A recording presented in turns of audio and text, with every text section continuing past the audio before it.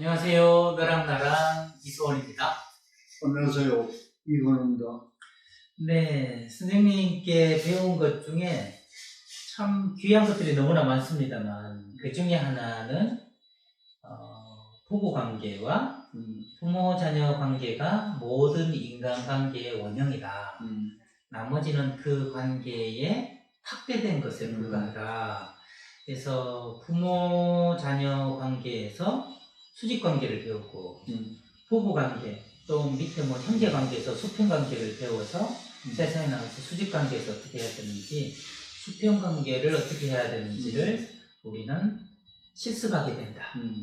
그 말씀을 저도 실제 제 삶에서도 많이 느끼는 것 같고 근데 어떤 이유에서인지 그 관계를 원만하게 배우지 못했을 경우에 삶에서 이런저런 어려움이 있는 것 같아요. 예를 들면 외동아들로 태어나가지고 항상 막내 역할, 수직관계에서 아래에 있는 역할만 하다가 결혼을 했는데 여전히 아내도 상전처럼 대하는 분을 상담한 적이 있거든요. 자기도 왜 그런지 모르겠는데 그러다가 한번 부당한 어떤 요구를 받았을 때 본물터지듯이 분노가 터져서 이걸 어떻게 하면 좋을지 모르겠다고 상담원 분을 만난 적이 있단 말이에요. 이런 경우에 이것은 저는 이제 그때 선생님 말씀을 떠올리고 당신이 수직관계에서 어떻게 해야 될지는 배웠지만 수평관계가 어떤 것인지 또 어떻게 해야 되는지는 잘 배우지 못해서 성인이 되고 나서도 부부관계에서 어려움을 겪는 거다.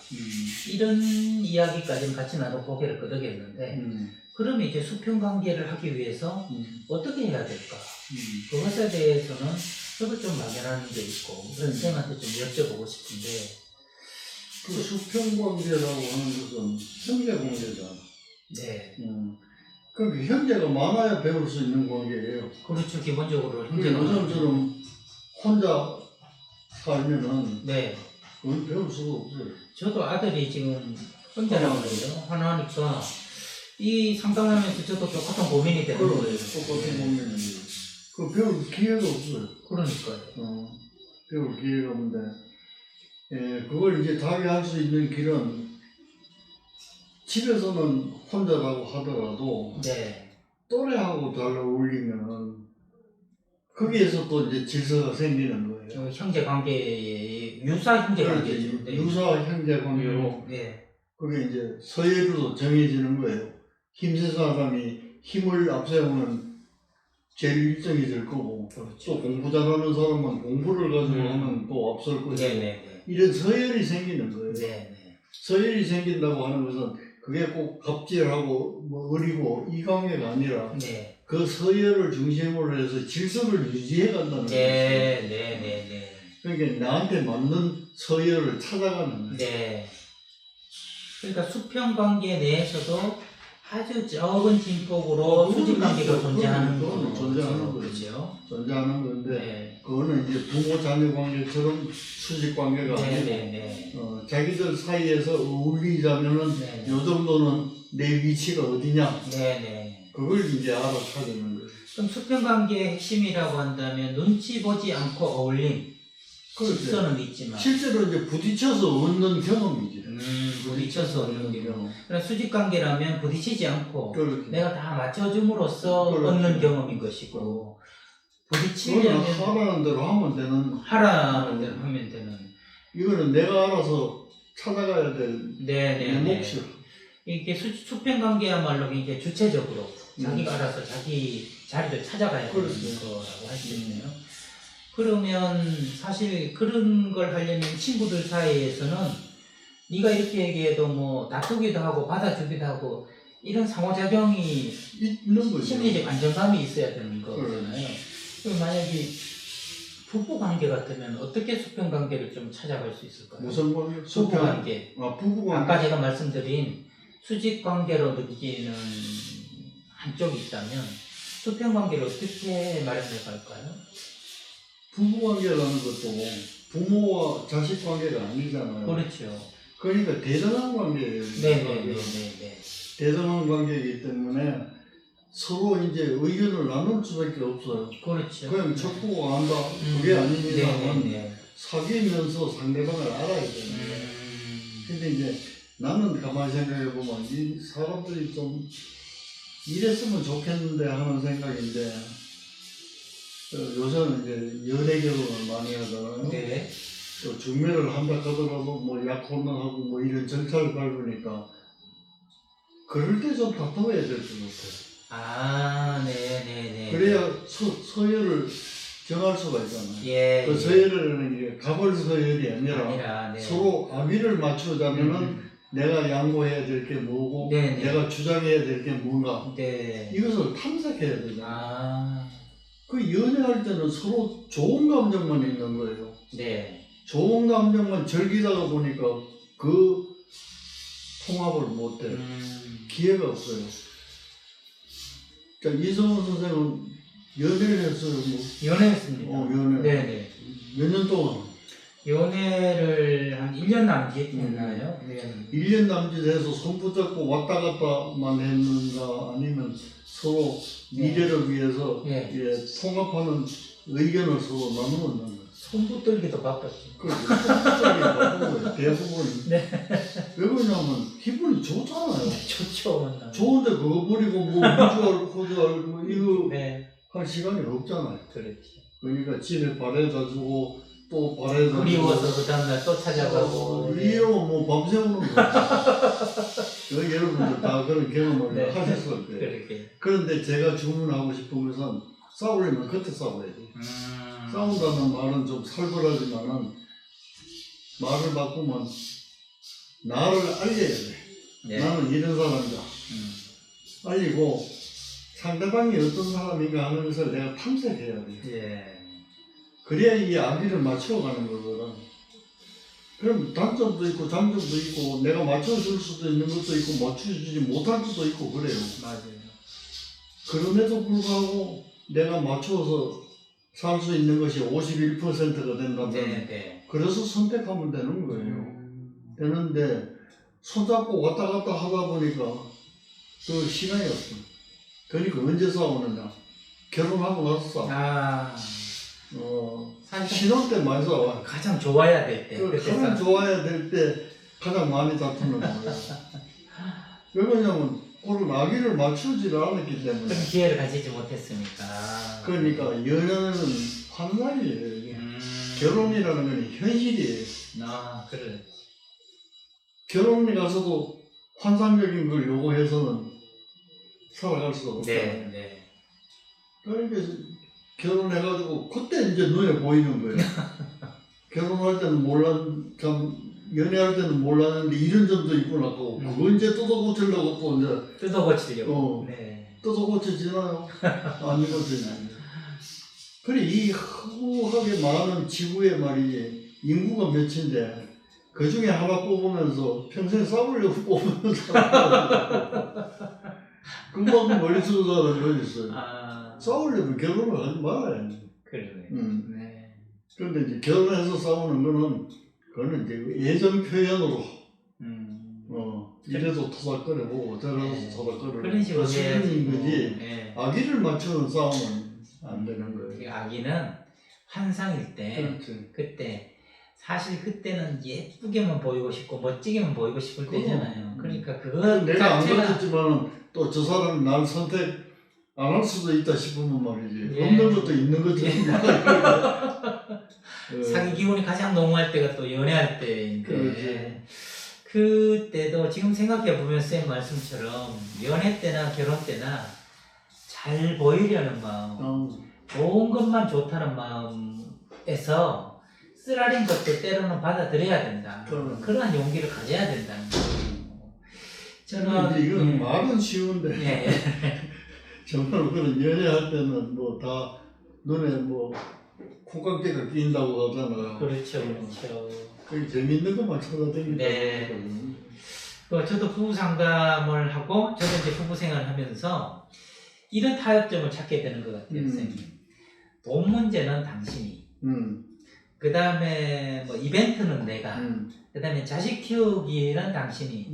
밥은 내가. 이것처럼 각각의 어떤 서로가 역할을 더 잘하는 영역이 있더라고요. 그럼. 아내가 저보다 더 잘하는 영역은 기꺼이 내주고 내가 잘하는 영역은 존중을 받고 이런 걸 통해서 타협을 해가더라는 거죠. 이것이 협상이고 타협이고 그 역할 찾기고 이게 선생님 말씀은 연애할 때 그러한 작업을 좀 해야 된다. 그렇죠. 약간 다투더라도 그런 자리매김들을 해서 신혼 때는 정말 신혼답게 그렇죠. 이제 이게 정리 끝났으니 우리는 즐길 일만 남았다. 그렇게 하는 게 이상적이다. 라는 말씀인 거죠. 그게 이제 우스갯소리를 하면 네. 그걸 누가 몰라요. 알지만 하기가 어렵다. 하기가 어려운 거는 네. 연애 감정이 너무 좋으니까. 그런 거죠. 그러니까 쓴맛을 안 보고 환상적인 즐거움이 결혼을 해서도 현실에 가서도 이어질 것이라는 착각을 우리가 네. 결혼이라는 것은 고통스러워 보이고. 이야, 또 이게 고통스러운 말씀하시네요. 결혼이란 고통스러운 것이다. 그럼 어허. 고통스럽지만 그걸 해야 나가는 재미가 또 있는 거예요. 아, 네. 그러니까 사는 거예요, 우리가. 그러네요. 그 정말 스페인 속담에 맑은 날만 계속되면 사막이 된다. 그렇죠. 이런 말이 있는데 이 비바람, 구름이 있어야 그걸 헤쳐나가는 과정에서 부산물로 생기는 게 행복이고 기쁨이고 그렇죠. 즐거움이다. 문득 교수 되고 결혼하지 말고 박사과정 때 결혼해라. 이런 오래된 이야기가 떠오르더라고요. 그래서 교수 왜 그러냐. 교수 되면 언제나 사회적 지위도 있고 돈도 많이 버는 게 우리 남편이라고 생각하기 때문에 그렇죠. 조금만 잘못하면 불만이 있지만 조강지쳐 고생하듯이 박사 과정 때 했으면 시간 강사 뛰고 돈 얻고 이렇게 할 거기 때문에 교수 되면 너무 좋아하고 그렇죠. 네. 어쩌면 탄탄한 교수로서의 아내로서의 첫걸음을 내디는 행복보다 이 고생하면서 마침내 교수 됐을 때 진행하는 행복이 더 클 거다. 그러면 선생님도 사실 돌아보면 그 사골세방에서 시작해가지고 지금 이런 공간에서 저하고 대담하고 이렇게 될 때까지 수십 년의 세월이 걸렸지 않습니까? 처음부터 이런 공간에서 출발했더라면 지금 누리는 기쁨은 덜하지 않았을까? 그렇죠. 네. 나는 그 김영석 교수 계시잖아요. 그러니까요. 김명숙 교수. 한해 가서 가면 103세인가? 보러 되실 텐데. 그분 그 유튜브에 강연하는 걸 내가 한번 들었어요. 예. 그분이 철학자잖아요. 네. 말로는 돈이라는 것은 목적이 되어서는 안 된다. 수단이라 해야 되나. 그걸 강조하면서 선생님이. 네네. 근데 그날 강연을 하시면서 자기는 그렇게 살지 못했다고 고백을 하고. 네. 머릿속으로는 그렇지. 북한에서 피난 와가지고 형제 뭐 전부 13식구를 이제 먹여 살려야 되는 거예요. 네. 내 몸으로 내려와가지고 얼마나 힘들었겠어요. 그렇죠. 그러니까 뭐 오라는 곳은 어디든지 찾아가가지고 돈 되는 곳이랑 돈 되는 곳이라고 다 쫓아다니는 거예요. 네네. 철학자니까 돈이 목적이 아니다. 라는 게 철학이지만 하지만은 현실 철학은 쫓아다니다가 보니까 돈이 자기에게는 목적일 때가 있더라. 있었다. 네. 근데 그걸 깨닫는 계기가 있더라고요. 네네네. 그분이 하시는 말씀이 삼성에 강의를 하도록 날짜가 정해졌어요. 네. 그런데 마침 그날 제자들이 찾아와가지고 네. 대구에서는 뭐 어디야 제자들이 모여가지고 강연을 해달라고. 가장 돈 되는 자리와 가장 돈 안 되는 자리가 동시에 겹쳐. 그러니까 미리 이게 선약이 됐다는 이유로 네. 거절을 했대요. 제자들한테. 네. 그건 이제 순서대로 하려면 그게 네. 맞는 말이잖아. 네. 거절을 하고 보니까 안타까운 생각이 좀 드는 제자들도 만나보고 싶고. 네네네. 그래가지고 잠깐 기다리라고 그러고 삼성에 전화를 했대요. 이런 사정이 생겼는데 삼성 거를 조금 연기하면 안 되겠느냐. 네. 그 삼성서도 그게 참 이해가 깊어요.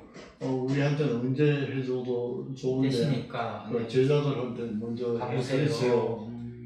그래가 제자들한테 가서 강연을 하고 기차를 타고 올라오면서 자기는 깨달았대. 아, 지금까지 내가 돈을 수단으로 여기지 않고 목적으로 살았구나. 그걸 강연을 마치고 기차 타고 오면서 처음 알았다는 거예요. 예. 그 철학가가 처음 알았다는데.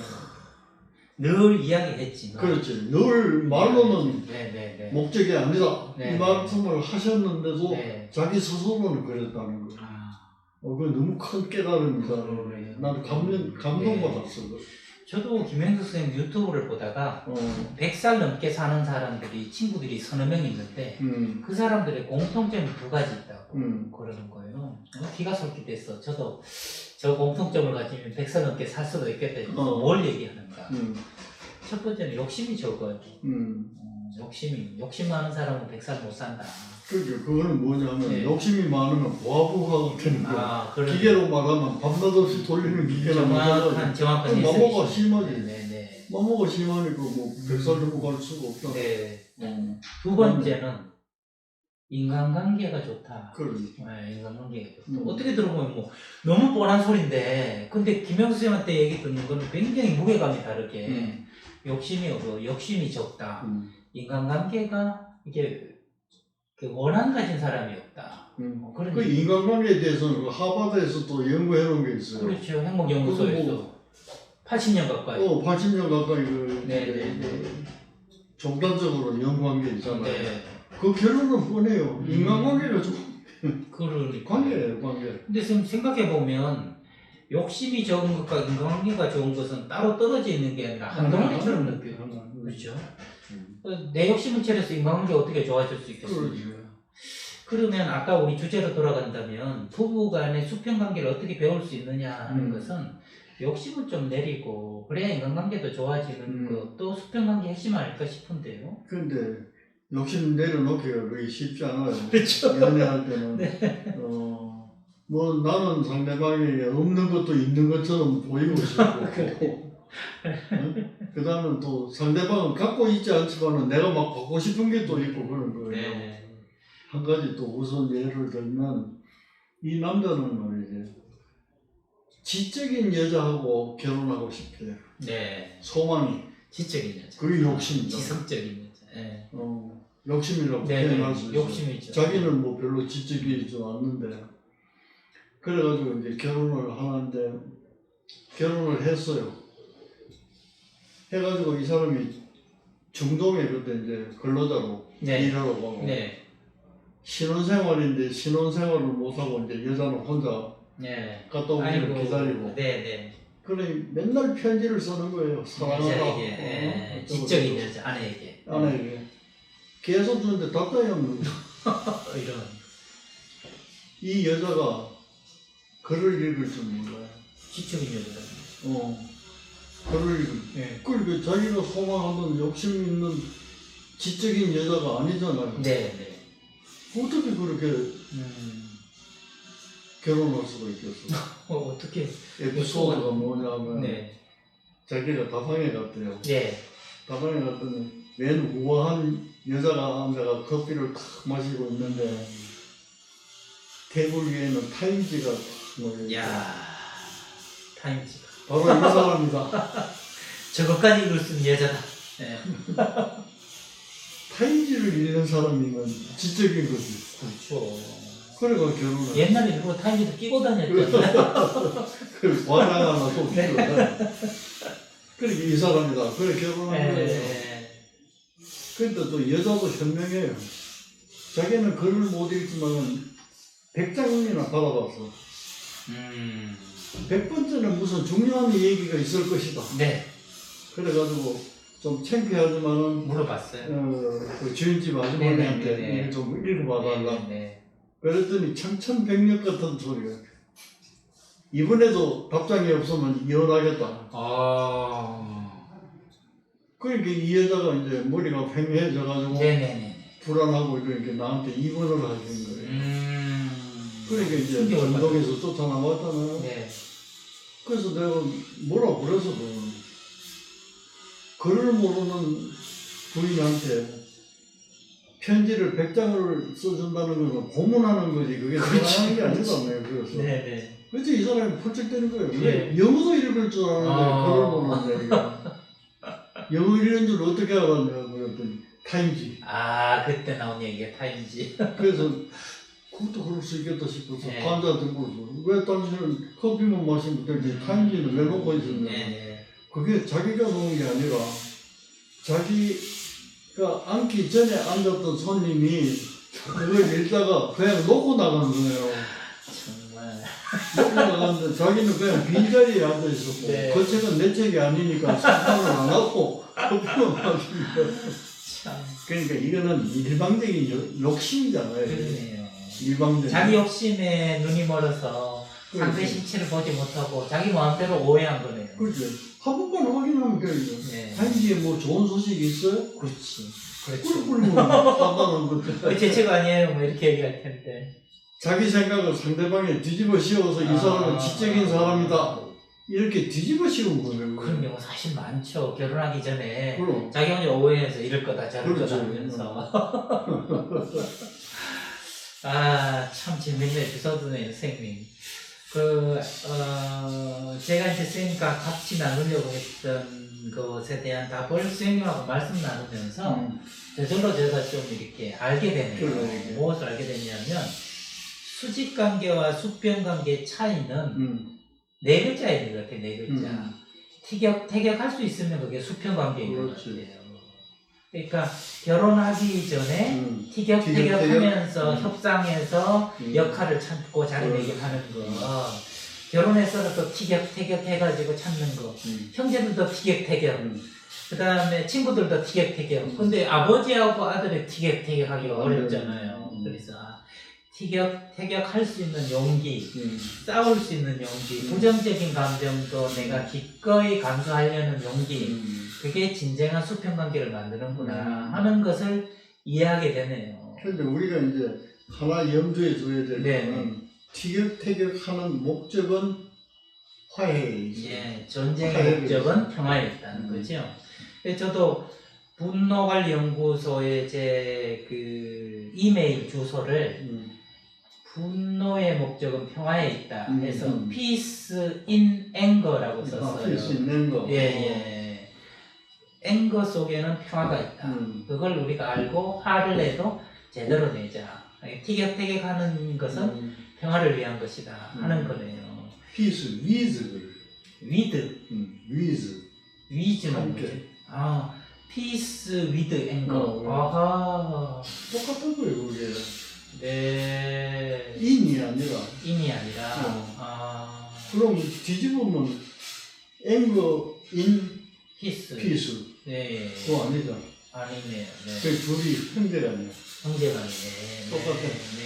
그러니까 with로 하고 그러는 게 더 나을 거거든. 오늘 또 아이디 바꿔지는 날이 될 수도 있겠는데요. Peace in anger. 네.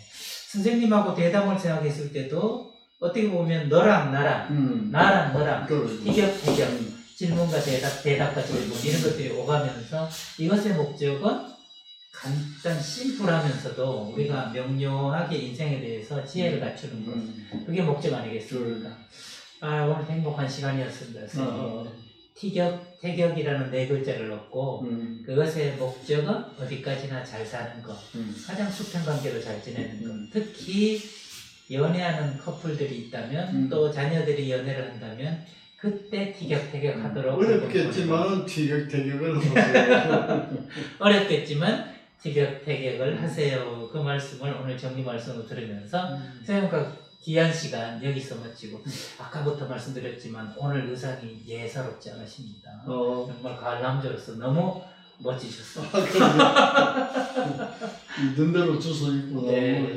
선생님 약간 중간쯤에 이제 뭐 결산까지는 아닙니다만 이제 12월이 가까워지니까 11월 달에 거의 끝자락에 쌤이랑 하면서 선생님 지금까지 쭉 나눴지 않습니까? 너랑 나랑 선생님과 제가 이걸 왜 하시느냐 전부 한번 여쭤봤더니 재밌어서 하지 이렇게 말씀하셨는데 어떠셨어요? 같이 이렇게 쭉 우리가 일주일에 한 이거 번씩. 하다 보니까 자꾸 늘잖아요.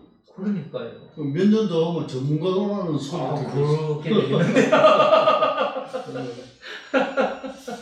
몇 년 다음에 전문가가 될 수도 있을 것 같네요. 그날을 또 자연스럽게 오기를 억지로 하지 않고 힘 빼고, 그죠? 힘 빼고. 감사합니다. 오늘도 힘 빼고 선생님과 재미있게 시간을 나눠본 너랑 나랑의 저는 이서원이었습니다. 다음 시간에 뵙겠습니다. 감사합니다.